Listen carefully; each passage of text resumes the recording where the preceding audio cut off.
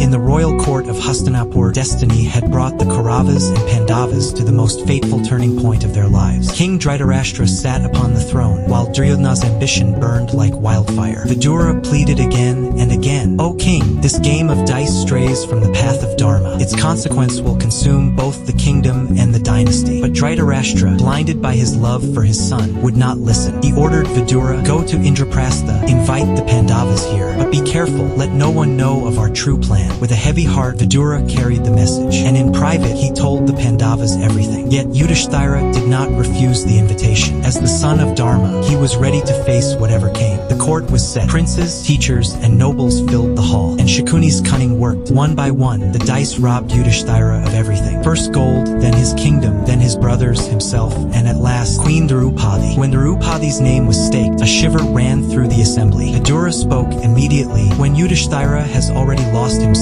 how can he place another in wager? This is injustice." But Duryodhana's heart burned with malice. He commanded, "Dushasana, bring Draupadi into this court." At that moment, Draupadi was alone, in her time of seclusion. She asked the servant, "Tell me, did my lord lose himself first, or me?" But no answer came. Dragged into the court, Draupadi raised her voice. She questioned Dharma, she questioned honor, and she challenged the pride of the great warriors. Yet the court remained silent. Karna taunted her. Dushasana tried to strip her of her garments. But in that very moment, Draupadi called out to Krishna with all her soul, and a miracle took place. Endless garments appeared. Dushasana grew weary, but Draupadi's honor remained untouched. Bhima's rage burst forth like a storm. "I swear, I shall tear open Dushasana's chest and drink his blood. And Duryodhana, your thigh shall be crushed by my mace." Arjuna restrained his brother, yet within, the same fire raged. Only one wise voice arose, Vikarna's. He declared, "If Yudhishthira has already become a slave, how can he stake a woman? This is not lawful." But neither Duryodhana nor his brothers would yield. At last, Dhritarashtra realized the horror of the moment. He asked Draupadi to request a boon. With calm dignity, she asked only two, the freedom of Yudhishthira and the freedom of the remaining Pandavas. But Duryodhana's arrogance did not end. The dice were rolled again, and through Shakuni's deceit, Yudhishthira lost once more. This time, the condition was clear: 12 years in exile and 1 year in disguise. The Pandavas set out into the forest. Their state was pitiful. Yudhishthira walked ahead with his face covered. Bhima clenched his mighty arms, swearing vengeance. Arjuna poured sand through his fingers, imagining the future rain of arrows. Nakula and Sahdeva smeared themselves with dust to hide their beauty, and Draupadi, with unbound hair, wept in grief. In exile, they faced countless hardships, countless trials. At last, when 12 years had passed, the test of incognito life awaited them. The Pandavas reached the kingdom of Matsya. They hid their weapons in a cremation ground and assumed false identities. Yudhishthira became Kanka, master of dice and companion to King Virata. Bhima became Balava, the royal cook and man of immense strength. Nakula became grantee, keeper of the royal stables. Sahdeva became Tantapala, protector of the royal cattle. Arjuna became Brihanala, cursed by Urvashi, living as a eunuch, teaching dance and music to Princess Uttara. And Draupadi became Sarandri, maid to Queen Sudeshna, whose beauty left all who saw her astonished. King Virata welcomed them all, and thus began the Pandavas' year in disguise, a trial by fire that would prepare them for the great war of Mahabharata yet to come.